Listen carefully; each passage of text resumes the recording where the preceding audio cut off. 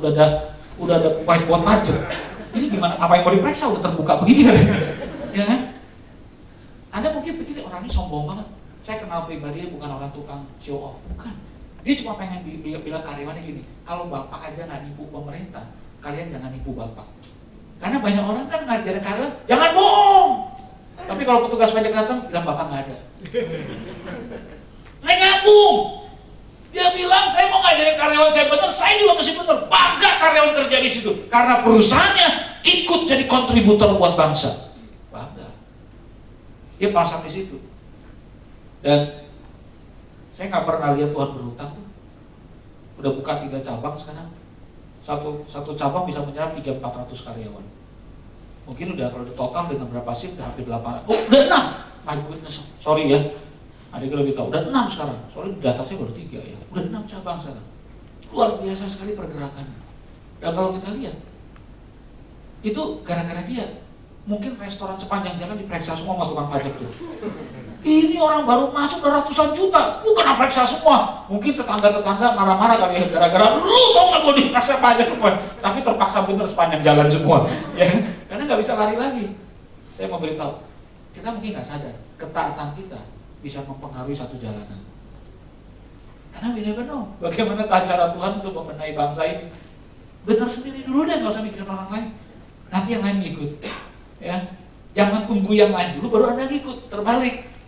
Kita mau membiasakan yang benar atau membenarkan yang biasa. Tempatnya ini di Bintaro kalau nggak salah ya. Hari ini kalian mungkin udah lebih dari 400, dibayar lebih dari UMR bahkan. Mereka punya majelis rohani antara agama Islam, Buddhis, Kristen, punya waktu untuk komsel bareng, sel group bareng, ngobrol. Tidak ada yang namanya keradikalan bisa masuk ke kantor mereka, karena sekarang ternyata keradikalan masuk ke kantor. Ya, kenapa? Karena mereka ada diskusi. Karena pemimpinnya pengen benar. Karena mereka tidak membedakan agama dalam pemilihan orang diangkat promosi atau tidak. Semuanya berdasarkan basis kompetensi, karakter, dan nilai perusahaan. Fair. Makanya mereka bisa kerjasama lintas agama dalam bentuk Pancasila kecil, atau Anda sebut Taman Mini Indonesia Indah kecil, itu ada di kantor kita. Kan Anda nggak pernah bisa bikin pelang dong kayak SMP Kristen Maranatha. Emangnya ada kantor Maranatha khusus karyawan Kristen? Bisa? Nggak ada. Kantor Anda berpotensi ikut merusak atau membangun bangsa dengan cara kita melayani mereka. Seorang Pak Haryanto, berapa ribu karyawan hidup dari perusahaan dia? Berapa ribu keluarga bisa dihidupi? Berapa orang disembuhkan hubungannya yang tadinya saling curiga antar agama, punya bos Kristen, sekarang bisa dekat dengan mereka. Ini adalah sebuah contoh perjalanan sukses sejati ala Pak Haryanto. Pertanyaannya sekarang, mana yang Anda perlu belajar dari lampu traffic light ini? Mana yang perlu kita stop lakukan? Mana yang kita start lakukan? Mana yang kita perlu hati-hati lampu kuning? Ada kalimat bagus. Anda kalau lihat di halaman terakhir dari bab 1 ini, tolong lihat bab 1 dong, yang modul 1 sukses sejati.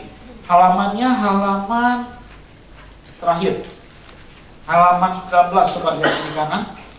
Halaman 19 dari modul 1 ini, Bapak Ibu akan melihat ada judul namanya MAP, singkatan dari apa?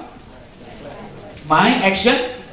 Nah, saya minta dari modul 1 halaman 19, Bapak Ibu sering-sering kalau nanti ada break time atau ada hal penting, catat di halaman 19 atau halaman terakhir setiap modul. Ini catatan notes untuk bikin komitmen. Reminder, mengingatkan kita, ya, apa yang kita perlu stop lakukan dan apa yang kita perlu start lakukan. Kenapa perlu 2 tabel ini? Karena ada kalimat di atas. Coba kita baca bersama kalimatnya 2, 3. 99% kasus kegagalan terjadi pada orang yang terbiasa membuat alasan. Jadi masalah kita bukan masalah banyak sekali, kita seringkali gak bisa taat karena banyak. Aduh, belum cuan, mana bisa bayar pajak. Nanti kalau kena tangkep lebih bocor lagi, gak cuan lagi. Bayarnya berkali-kali. Ketika Anda lihat ini, ya Astra bisa sih Pak. Ya karena gede Pak. Emangnya dulu dari gede? Kan dulu dari kecil juga.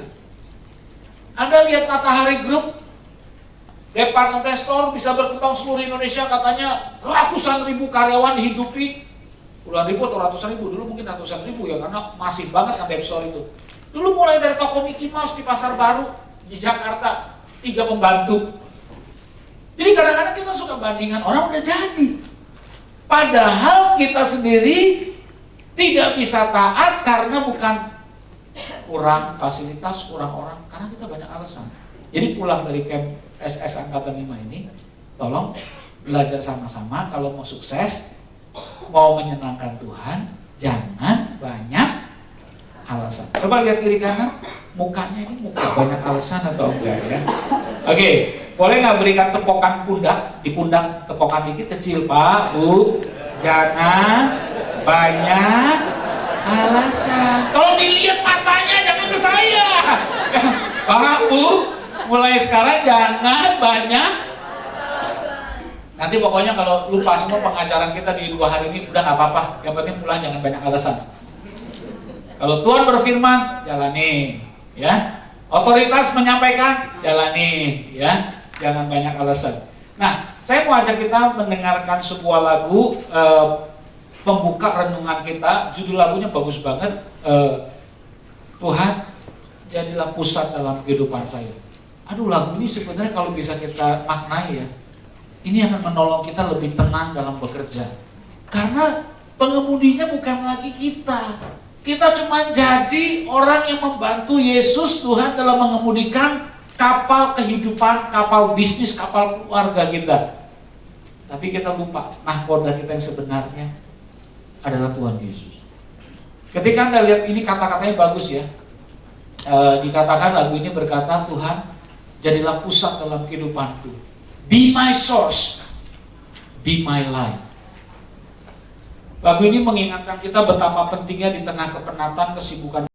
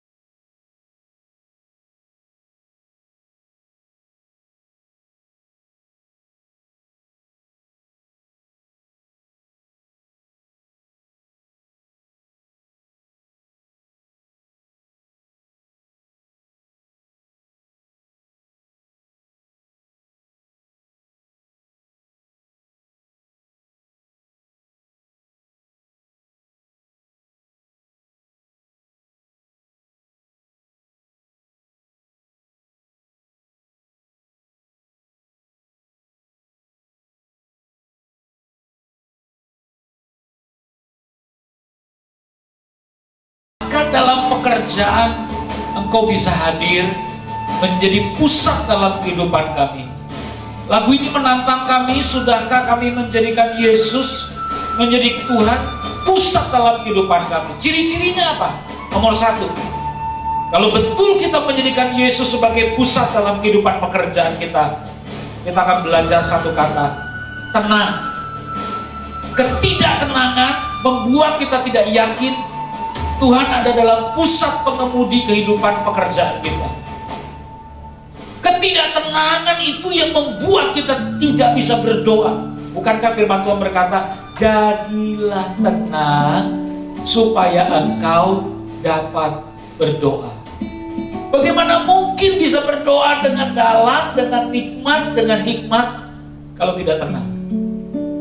Tuhan, hari ini kami mau berdoa membuang semua pengaruh negatif, membuang semua pengaruh ketakutan, membuang semua pengaruh kekhawatiran yang menggerogoti iman kami, dan berkata, Yesus, engkau pusat, engkau pengemudi dalam kehidupan saya.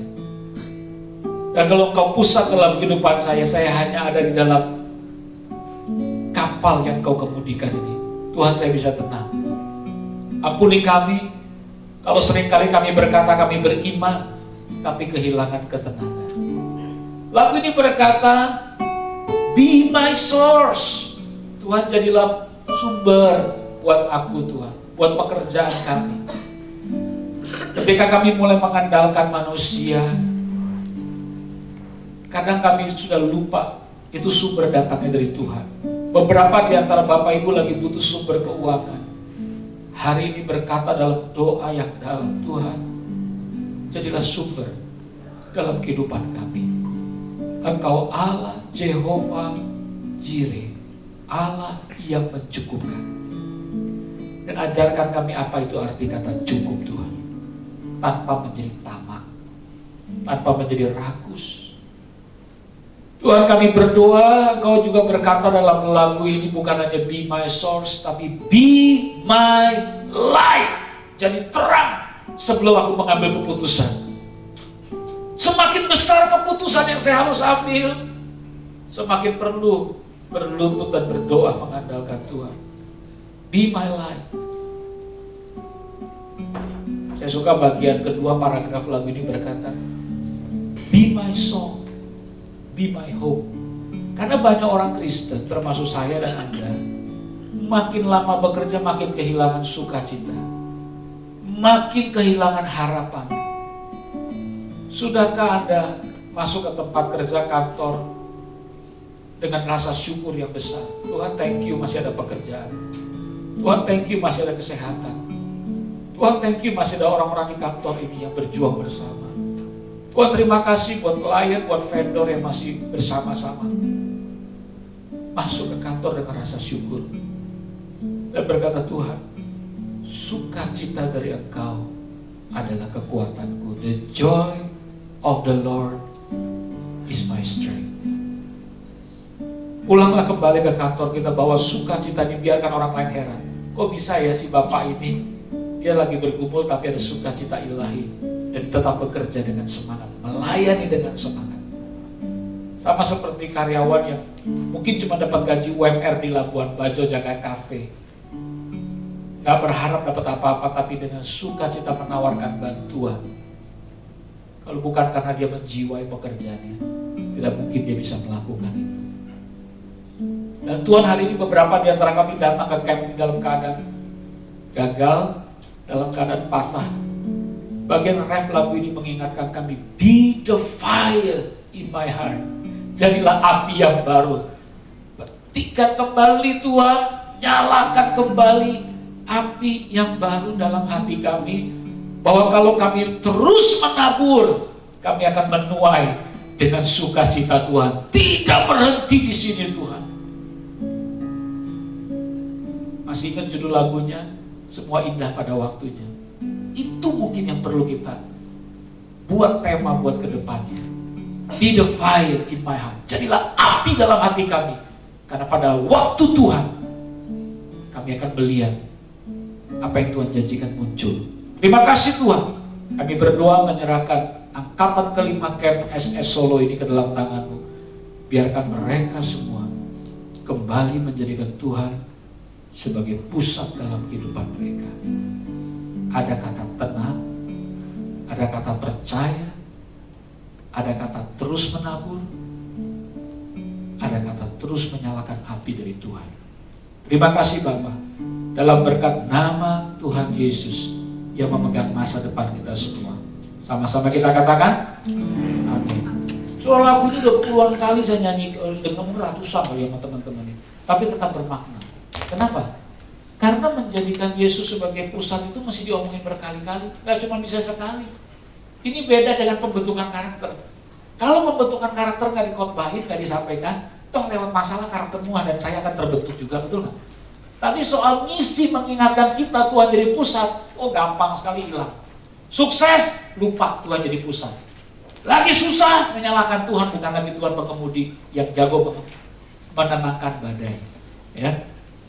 Jadi saya titipkan lagu ini buat Bapak Ibu. Maknanya bagus nggak Bapak Ibu lagunya? Bagus ya. Jadi Anda nanti bisa cari di YouTube-nya, lagu-lagunya bisa pelajari. Ini mengingatkan kita. Mari saya akan mulai mengajak Bapak Ibu lihat konten materi kita. Anda kembali ke halaman 1 ya, di modul 1 tadi. Dalam ekonomi Allah, sukses itu seorang pebisnis namanya Ken Eldred yang cinta Tuhan, dia menulis buku Tuhan di Tempat Kerja atau God is at Work. Dia berkata coba kita ukur kata sukses dengan 3 hal ini. Nomor 1, apa katanya?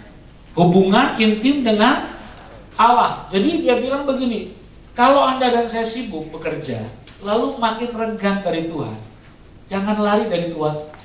Sesusah apapun kita, seberdosa apapun kita, lebih baik jatuh di tangan Tuhan daripada jatuh di tangan iblis. Lebih baik kembali dan bersusah hati pikul salib, tapi ada kemuliaan di ujungnya, daripada jalan yang lebar, ujungnya kita masuk ke dalam kebinasaan neraka. Dan sudah berkata Tuhan, Anda ukur kualitas hubungan Anda dengan Tuhan tahun 2018 dengan 2019, defisit atau profit. Defisit itu masih makin berkurang, kadarnya makin lemah, sinyalnya makin kresek-kresek, baterainya low batt. Ya, Anda dengan Tuhan itu makin intim nggak? Ya, ada yang bilang Pak sibuk Pak, justru makin sibuk makin butuh Tuhan. Habis dipromosi Pak, dulu mintanya dipromosi Tuhan, perbesar lagunya tiap hari. Apa lagunya itu yang apa? Yang apa? Melebar ke kiri dan ke kanan. Apa itu namanya? Jadi lupa hilang. Doa apa itu ya?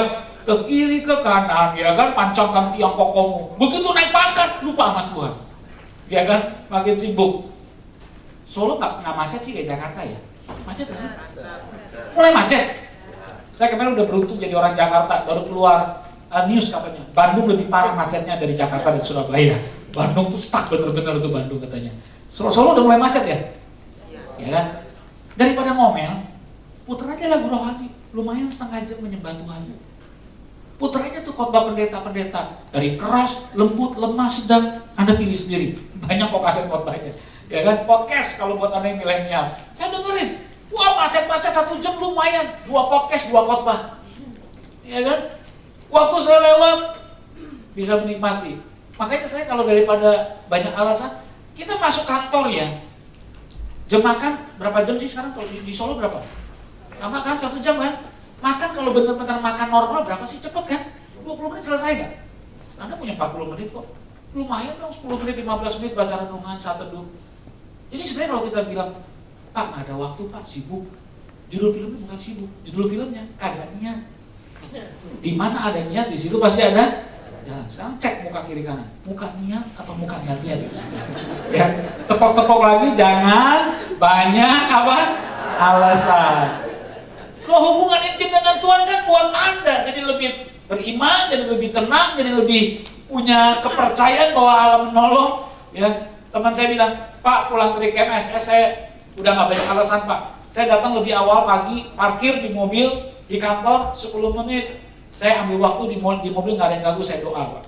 Ya, jangan 1 jam nanti keracunan asap masuk mati di situ ya. Jadi dia mulai ambil waktu makan.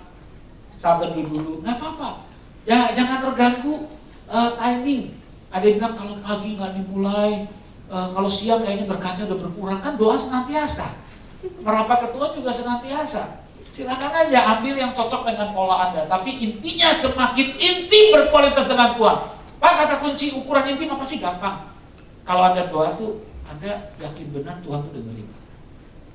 Kalau Anda baca firman, Anda yakin betul itu pesan yang Tuhan berikan buat saya dan saya bisa taati lakukan. Intim itu kualitasnya kan adalah kepercayaan dan ingin membahagiakan orang yang kita sayangi termasuk Tuhan. Makanya lagu kadang-kadang habis dengerin lagu rohani perlu juga dengerin lagu Ebit G.A.D. Lagu Ebit G.A.D ada yang lagunya apa tuh ya? Yang bilang berusahalah agar dia tersenyum ya dia. Lagu apa dia? Kita mesti telanjang dan benar-benar bersih. Ada kalimat lagunya tuh di ujungnya. Berusahalah agar dia tersenyum. Ebit G.A.D aja paham loh. Sebelum pulang berusahalah mikir Tuhan tersenyum nggak dengan perilaku saya, kata-kata saya, cara kerja saya hari ini. Masa kita kalah sama Ebit G.A.D? Berusahalah agar Tuhan tersenyum dengan kita hari itu. Yang kedua, hubungan berkualitas dengan keluarga. Gini, ada job efek ya. Kita semua kerja yang udah berkeluarga, ujungnya demi apa sih? Jawabannya titik, titik, titik. Demi siapa? Keluarga. Kalau gitu keluarga mesti bahagia nggak? Jadi kalau Anda kerja, pulang marah-marah, hawanya kenceng, konslet, tegangan tinggi, lalu keluarga nggak bahagia, something wrong dong, berarti kita munafik. Ngomongnya kerja demi keluarga, tapi keluarga suffering, menderita. Berapa banyak bisnismen, pengusaha, pria, wanita, jago kerja, tapi waktu mereka bawa pulang aset ke rumah mereka, hubungan mereka nggak semakin baik keluarganya. Anda pilih mana? Jangan-jangan dulu naik motor lebih mesra Pak dengan istri daripada sekarang punya mobil. Dulu naik motor berpeluk keringat istri, calon istri ya, dari belakang bisa ngelapin, mesra banget, romantis. Sekarang punya mobil keren, dingin Pak AC-nya, suasana komunikasi juga dingin. Anda pilih mana? Kasur sederhana dulu zaman kita ngekos tapi tidurnya ngorok-ngorok, atau kasur mewah susah tidur masih pakai pil tidur? Pilih yang mana? Ada yang jebakan. Pilih yang mana? Kasur enak bisa tidur enak. Nah, kasur enak bisa tidur enak. Terima kasih Bu. Memang semuanya. Makanya kita belum bisa punya kasur enak ya. Maunya banyak, praktek minim. Ya. Jadi saya thank you Bu. Semua pengen begitu. Tapi prakteknya sekarang dong. Kalau betul mau kasur mewah, kasur enak, tidur nyenyak, perhatikan di situ. Bagaimana pulang tuh bikin suasana surga. Saya jujur ya, waktu saya pulang tanya, kan di KBC sering ditantang, lu mesti cek lu, istri lu bahagia gak sih punya suami kayak lu? Anak lu bahagia gak sih punya ayah kayak lu? Bener mesti cek lu. Jangan orang tua ngecek anak doang. Coba sekali-sekali Anda ngecek, bahagia gak? Saya baru tahu loh anak saya kalau saya pulang anak saya gak bahagia. Padahal pelukan loh, padahal cium loh. Coba itu fase kedua. Ketika saya tanya istri saya, dia bilang beneran lu mau tahu? Mau? Jangan marah ya. Iya, iya kan. Jadi waktu lu pencet klakson mobil, titit, anak-anak pada bilang, ya, Dedi pulang. Tapi waktu ketemu saya gak ada kata-kata itu. Ada pelukan, ada senyum. Kenapa? Karena saya ini ayah rese. Pulang semua tinggal itu ngaku. Kok belum tidur? Masih belum buka bikin PR? TV masih nyala? Handphone terus. Pokoknya kalau pulang tuh rese banget deh. Perampas kebahagiaan anak. Jadi daripada saya jadi ayah rese, pulang mestinya saya puji dulu. Wah nak, sehat, sekolah gimana? Happy nggak hari ini? Daripada tukang ngomel. Jadi saya pulang belajar. Harus bikin keluarga bahagia. Karena kalau enggak cuma uangnya doang nyampe, beli handphonenya doang nyampe, komunikasi mah putus. Handphonenya mewah, kameranya bagus, fotonya jelas, tapi mereka foto kehidupan kita makin gak jelas. Ini bapak kok makin kayak gini, blur banget ya. Makanya kalau orang ditanya, gimana nak, mau kuliah apa, sekolah apa nanti, awadet gelap. Berarti yang nyampe handphone canggihnya doang tuh Oppo, Huawei, iPhone, tapi foto kehidupannya blur semua. Jadi kalau kita lihat di sini, apa yang mesti kita rubah? Nomor 3, karena kita semua pengusaha dan pekerja, bacain keras sama-sama. Nomor 3, poin ketiga itu. 2, 3. Keuangan dan kemajuan usaha adalah bonus dari siapa kira-kira? Namanya buat bonus dari Tuhan. Dikasih syukur, nggak dikasih? Jangan demo. Kan gitu kan, namanya juga dikasih. Jadi kalau diambil, ya saya dengan Pak Junedi, dengan teman-teman KBC udah biasa melihat orang hari ini cuat, meroket, kayak startup ya. Besok karena perubahan zaman bisa hilang nggak tuh bisnis? Bisa. Jadi jangan stres. Pengusaha itu, saya kagum satu kali saya ketemu pengusaha di gereja saya, naiknya Mercedes Benz, keren nggak Mercedes Mercy? Lambang sukses. Minggu depan naik Vespa. Pabriknya tutup. Terus saya tanya dia, Pak, nggak stres Pak? Karena cukup deket saya tanya dia, lu nggak stres? Ya enggak lah. Kenapa? Pengusaha mah begini. Kalau lagi menang persaingan kita tabung makanya. Jangan sombong. Besok saya nggak bisa bersaing lagi di bisnis tutup, ya udah saya naik Vespa lagi. Tapi tenang, kan jual Mercy lagi dia bilang. Nangkap maksudnya? Bukan mental tempe. Itu pengusaha, itu pemimpin, nggak takut susah. Kalau kita takut susah, kita akan menyusahkan orang lain juga. Terus orang lain juga. Nggak apa-apa. Jadi nggak perlu gengsi. Racun terbesar di dunia kerja itu gengsi. Kita ngongkosin. Maaf ya saya tanya teman-teman karyawan. Anda kalau masuk meja CEO, direksi sama owner ketemu. Saya lihat tuh owner tuh handphonenya simpel-simpel. Dulu waktu saya masih zaman Nokia pisang, masih punya nggak? Baik-baik, masih ingat nggak Nokia pisang? Ownernya pakai Nokia pisang dulu. Anak buahnya communicator. Saya bilang, mana yang bos, mana yang anak buah ini? Bosnya bilang, Pak, itu mah masih cicilan. Itu yang pakai komunikator, zaman komunikator itu masih cicilan katanya. Jadi kita tuh masih ingat, kalau dipercaya Tuhan, happy puji Tuhan. Kalau satu hari harus bergeser, berubah, jangan lupa, itu bonus dari Tuhan. Kematangan Anda semakin hebat kan? Kepemimpinan Anda semakin matang kan? Kualitas kita semakin baik kan? Kalau iya, tinggal tunggu waktu dipercaya lagi sama Tuhan yang lebih besar. Setia dalam perkara kecil akan dipercayakan perkara. Nggak dibilang setia dalam omset kecil akan dipercayakan omset besar. Jadi bukan masalah omsetnya, omset bisa naik turun. Tetapi kesetiaan kita dalam mengikuti Tuhan, kesetiaan kita dalam praktek yang konsisten dari hal kecil, kita siap untuk dipercayakan hal besar.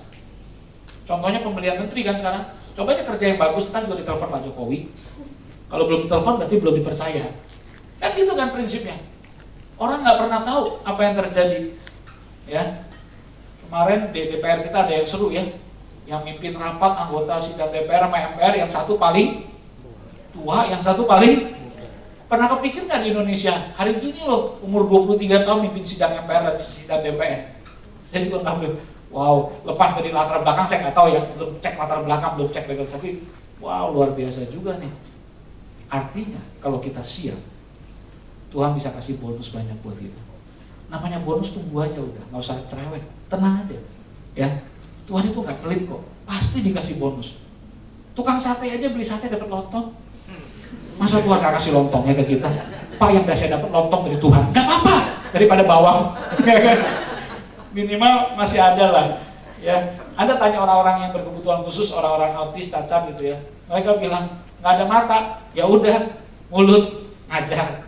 Saya punya satu trainer di kantor saya buta, tapi jadi trainer favorit di BCA. Kenapa? Dia bisa ngomong, dia bisa ngajar. Nggak usah cengeng dia bilang. Ya cukup udah 6 tahun lalu saya nangis, sekarang udah nggak perlu nangis lagi, berjuang katanya. Kita ini mata ngelihat tapi cengeng terus, makin takut kita ngelihat. Kadang-kadang saya pikir jadi orang buta bagus juga ya. Dia jalan terus, nggak lihat apa-apa kok Pak, nggak ada yang perlu takutin. Kita yang takut jadinya kan. Aduh, kita terlalu sering lihat sini. Oke, ini dia konten kita. Yang pertama dashboard kehidupan, saya akan minta kita cek. Lalu nanti saya akan bersama dengan Pak Junedi bahas yang kedua dan ketiga secara bersama-sama. Saya ingin Anda lakukan dulu cek dashboard kehidupan halaman 2 dengan cepat. Kira-kira Anda lihat di halaman 2, mobil aja punya dashboard, masa hidup kita nggak punya dashboard? Jadi saya titip kepada Bapak Ibu, coba dong pakai analogi perumpamaan ini untuk ngecek kualitas hidup kita. Coba Anda lihat di mobil ini, minimal lihat dashboard ini Anda bisa cek apa? Speed, kecepatan, apalagi? Bensin, temperatur, panas atau dingin, dan cek keadaan mesin kita. kita bedah satu-satu ya. Saya berharap Bapak Ibu setiap minggu atau minimal sebulan sekali lah. Saya sebulan sekali saya cek ini cepat. Aduh, temperatur aku gimana ya? 2 minggu sekali saya cek anak saya. Nah, menurut kamu Dedi temperaturnya minggu ini aman nggak? Kalau dia bilang tahu gelap, itu berarti udah panasan dulu. Kalau dia bilang oke, ya itu berarti saya cukup cool. Perhatikan kecepatan, speedometer kita, mesin kita, dan kemudian bahan bakar kita juga. Coba kita lihat satu-satu. Ini boleh ditulis ya, kalau Anda mau tulis kalimat pertanyaannya, itu nggak ada di bahan, Anda boleh tambahkan. Apa yang mengisi tangki kehidupan kita, dan apa yang mengosongkan tangki kehidupanmu. Mobil aja perlu diisi bahan bakar. Ngomong-ngomong, Anda kalau ngisi bahan bakar, pom bensin yang datangin Anda atau Anda yang datangin pom bensin? Loh, ini bukan pertanyaan jebakan, jawab aja refleks. Kita yang datang ke pom bensin, jadi jangan Tuhan kalau aku lagi stres, engkau datang ya enggak. Ada yang datang ke Tuhan. Ke pom bensin aja Anda usaha kok. Masa ngisi bensin dari surga Anda nggak usaha? Cara Anda membaca firman, waktu Anda membaca investasi renungan tersebut, itu menentukan Anda mengisi tangki hidupmu atau enggak. Kemarin pulang dari Labuan Bajo 1,5 jam, saya putuskan nggak nonton TV di pesawat, cuma denger lagu instrumental rohani pakai gitar aja. Itu mengisi saya banget. Sederhana, lumayan 15 lagu, hampir 2 jam. Ya 15 lagu saya dengarkan, itu mengisi tangki saya. Kasih saya waktu refreshing. Apa yang mengisi tangki hidupmu dan yang mengosongkan? Jadi saya minta Bapak Ibu di break, tuliskan 5 untuk pertanyaan pertama, tuliskan 5 untuk pertanyaan kedua. Kira-kira kegiatan apa yang kalau Anda lakukan itu mengisi, dan 5 kegiatan apa yang kalau Anda lakukan itu mengosongkan. Kasih saya contoh praktis dong, menurut teman-teman, yang bisa mengisi tangki kehidupan kita, bahan bakar energi kehidupan kita. Contoh praktisnya apa di dalam dunia kerja atau dunia sehari-hari bisnis? Nomor 1 apa? Dalam kehidupan pribadi. Apa yang bisa mengisi? Doa. Ini memang rohani sekali kota Solo penuh dengan doa ya. Doa itu mah udah bawaan orang Kristen. Anggap harus. Apalagi selain doa yang praktis. Baca firman, sama spiritual juga. Apalagi? Baca buku tadi. Ikut seminar. Thank you Pak. Aduh Bapak luar biasa ya. Tolong cek kiri kanan udah lunas belum bayarin panitia. Oke, bagus. Kalau itu benar, iya dong. Jangan berani investasi di bisnis orang lain buat hidup sendiri, nggak pernah investasi. Anda itu sebenarnya kan investasi buat dirimu sendiri. Lebih punya wawasan, lebih punya network, minimal punya 40, 50, 60 orang di sini bisa kenal. Apalagi kira-kira? Ikut seminar memperlengkapi diri, apalagi? Komunitas. Bagus. Bergaul dengan komunitas yang sejenis, yang sehati, yang positif. Ya udah bergaul dong. Jangan bergaul dengan komunitas negatif, ulang makin lesu. Ya, apalagi? Bulan. Dolar. Oh, dolar. Bahasa apa itu dolar? Oh iya, refreshing dolar. Maksudnya liburan keluarga atau jalan-jalan biasa doang? Liburan keluarga, tapi janji ya. Liburan keluarga harus pergi happy, pulang happy. Betul? Karena banyak liburan pergi happy, pulang berantem. Gua udah bilang lu jangan belanja dulu. Minus sama keuangan kita, pergi happy pulang berantem. Ya, saya bulan madu pertama kali sama istri, baru bulan madu loh honeymoon pertama berantem. Kenapa? Karena saya tipenya kalau pengen dolan Pak, liburan tuh refreshing relax, nggak boleh ada agenda. Istri saya orang teliti Pak, mau kemana hari ini? Itu menentukan warna baju katanya. Ya bener banget saya bilang. Mau liburan atau mau meeting saya bilang ini. Tapi ternyata wanita beda Pak. Mereka tuh mau tahu makan di mana, pergi kemana, itu menentukan jenis warna baju dan barang yang dibawa. Buat kita kan, aduh rese banget, makanya saya karena nggak ngerti. Liburan jadi ribut, ya kan? Jadi kalau Anda lihat ini, aduh udahlah, mulai sejak tahun pertama belajar, saya bilang udah, kalau liburan kedua Mam, lu yang putusin. Yang penting gue cuma minta satu, gue bangun boleh siang. Karena kadang-kadang orang pergi liburan ke luar negeri khususnya, kamu rugi. Bangun pagi, saya bilang lebih menderita dari kerja. Pulangnya malam, bawa barang banyak lagi. Saya kadang-kadang liburan apa Romusa saya bilang ini. Pokoknya saya sama istri saya udah bilang, pokoknya kalau liburan yang lain kamu atur, pokoknya maksimal jam 10 saya udah ready. Saya nggak mau tuh namanya liburan bikin stres, dikejar-kejar pagi saya bilang. Ya udah pagi tiap hari kerja, stres mesti, maksudnya bangun ngejar tayang, apalagi Jakarta macet. Jadi akhirnya saya pikir itu nggak perlu lah, itu mengosongkan saya, ribut itu. Udah dia yang ngatur aja, saya ngikut aja terserah. Ya. Apalagi yang mengisi kita. Ini sayap kanan kenapa tenang amat ya? 3 jawaban dari sayap kiri nih. Bicara dari hati ke hati dengan anak. Padahal tuh nggak gampang loh ya. Ngobrol dengan anak tuh nggak gampang loh sekarang. Sulit karena perhatian mereka banyak kali di gadget. Jadi bagus kalau itu mengisi, lakukan. Saya kalau sekarang mau ngobrol sama anak saya yang pertama, Bu, udah nggak bisa di rumah, mesti di kafe. Karena buat dia suasana penting. Boros. Ya itu Pak, bawa cup sendiri, teh kocok ya. Atau kopi saset diomelin orang. Tapi kadang-kadang saya pikir 40.000, 50.000 kopi per cup untuk bisa punya waktu berkualitas dengan dia, saya rela nggak apa-apa. Daripada kalau udah nanti rusak, saya mesti bayar konselor Pak, lebih mahal lagi Pak ya. Jadi bagus, bicara hati ke hati. Apalagi yang lebih praktis, yang bisa mengisi kita. Olahraga, lakukan lebih sering. Kalau itu memang mengisi, ya. Jangan-jangan yang Anda tuliskan yang mau mengisi, Anda nggak punya waktu lakukan. Itu akhirnya mengosongkan. Jangan-jangan yang mengosongkan yang paling sering kita lakukan ribut lah. Tahu nggak? Keluarga pasangan yang sering berantem itu punya ciri-ciri yang sama. Kurang kerjaan dua-duanya. Karena kalau banyak kerjaan nggak bakal berantem. Coba Anda lihat di kantor, tukang demo di kantor yang suka bikin problem maker, pasti orang kurang kerjaan. Kalau orang sibuk, pasti banyak kerjaan. Nah suami istri juga gitu. Jadi kalau Anda pulang dengan energi untuk berantem, gak usah bangga. Itu namanya kurang kerjaan. Termasuk berantem dengan anak, kurang kerjaan. Ya. Jadi apa yang mengosongkan dan mengisi, tolong diisi. Lalu kalau bisa suami istri tukeran ya. Kalau datang di sini bareng-bareng tukeran, baca, atau di rumah boleh praktek. Tapi janji ya, kalau udah tukeran jangan berantem. Gue udah bilang kan mengosongkan gue, lu masih lakukan juga. Lu juga sih jadi berantem. Maksudnya pengen bahaya jadi berantem kan.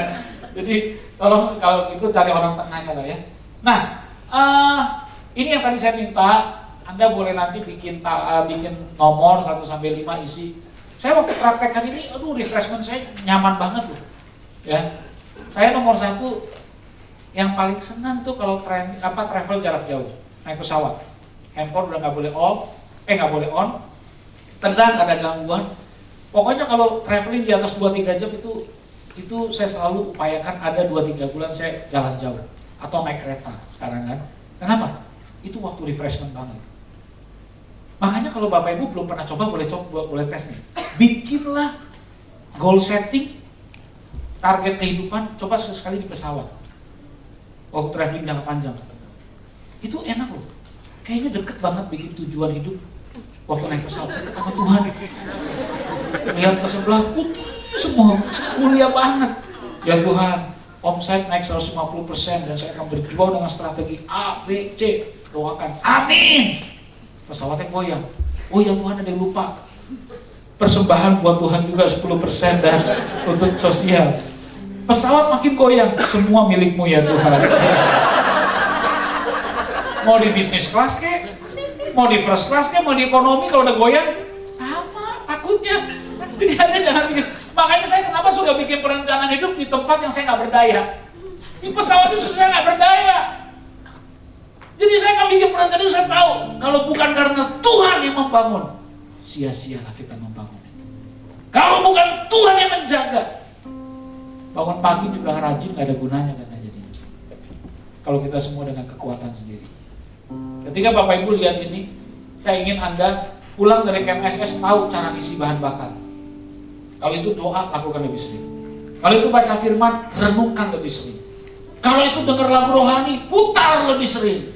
Kalau itu ngomong hati ke hati, spend more time untuk ngomong hati ke hati. Kalau nggak bisa di rumah, carilah kafe. Apapun yang bisa Anda lakukan untuk mengisi, lakukan. Saya waktu mengisi ada satu lagi, lupa nih. Udah lupa nih. Bulan ini udah belum? Belum kayaknya juga. Nonton bareng istri, itu mengisi saya. Dulu waktu saya ngisi ini, udah setahun saya nggak pernah nonton bareng. Sibuk.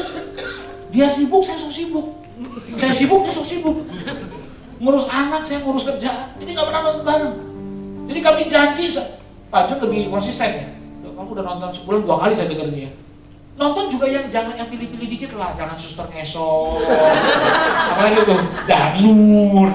Nonton yang bagus-bagus, ya kan? Yang seru action atau yang komedi atau lucu saya senang. Ya. Wah, saya nonton Cek Toko Sebelah zaman waktu itu masih diputar sama istri saya, tertawa terpinggal-pinggal. Ya kalau baru itu perlu lakukan, karena itu mengisi. Ya. Itu mengisi. Anda kemudian masuk yang kedua, speed. Coba Anda lihat di situ ya, di speedometernya. Makin ke kanan warna garisnya makin warna apa? Merah. Tahu nggak Anda? Itu kalau Anda buka manualnya, itu diberi kode judulnya. Makin ke kanan, judulnya adalah Close to Heaven. Ya, dekat dengan surga. Cuma nggak ditulis aja. Coba bener nggak Anda kalau hidup ngebut terus, naik mobil ngebut terus, lama-lama balik ke surga nggak? Baliklah. Minimal membuat orang lain lebih cepat balik ke surga. Nabrak orang kan? Kalau Anda lihat ini, coba perhatikan speed kita terlalu kencang nggak sih?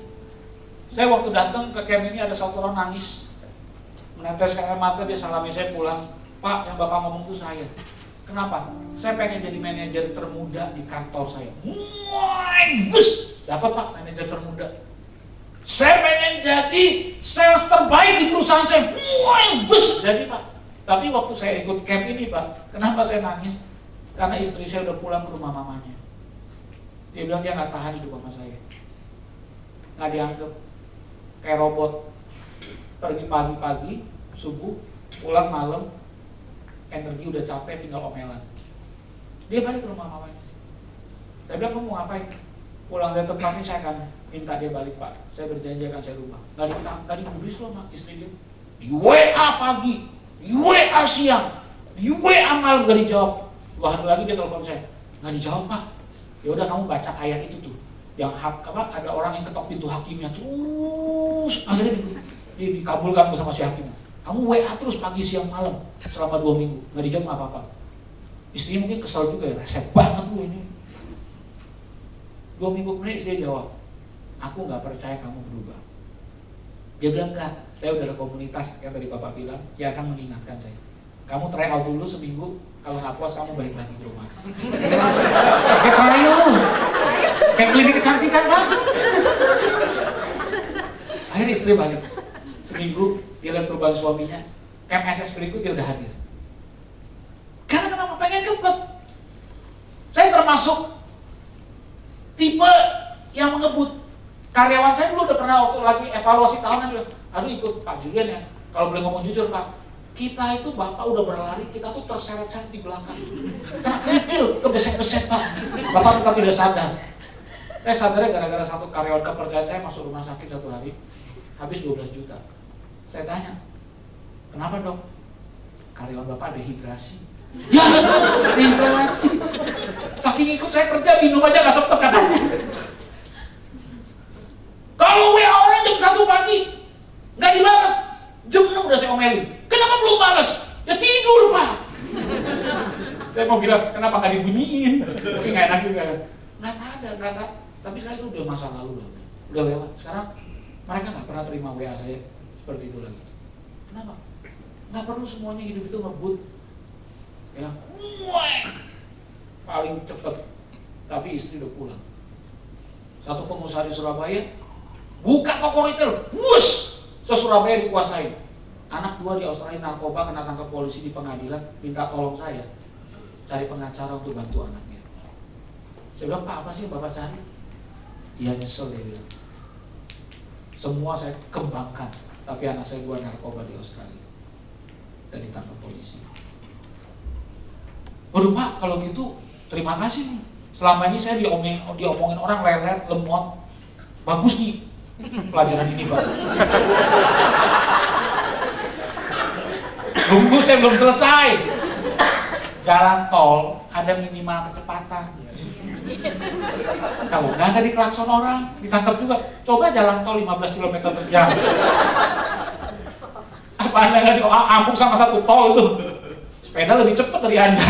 Sepeda udah lewat sana. Yang lemot dia ngegas. Kan ada 3 pedal. Sekarang berapa pedal sih? 2 ya, 2 pedal kan. Gas sama rem. Di mana Anda perlu gas-gas, di mana Anda perlu rem-rem. Benar juga ya, nggak semua mesti dikejar tuh.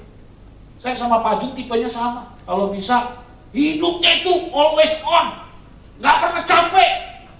Oh, pokoknya orang ikut kita tuh, hidupnya kalau bisa dibuat karet tuh di stretch. Begitu putus kita ganti karet. Dia udah patah kita ganti karet. Nggak perlu kayak gitulah. Satu kali saya dipanggil orang KBC, saya ditegur. Sini diam, saya panggil. Kenapa? Istri lu komplain. Komplain apa lagi? Kita kan suami itu kan laki kan. Udah kerja keras, udah nggak nyelingkuh, udah nggak ngerokok, masih diomelin jadi protes juga. Istri lu nggak senang, lu liburan masih bawa kerjaan.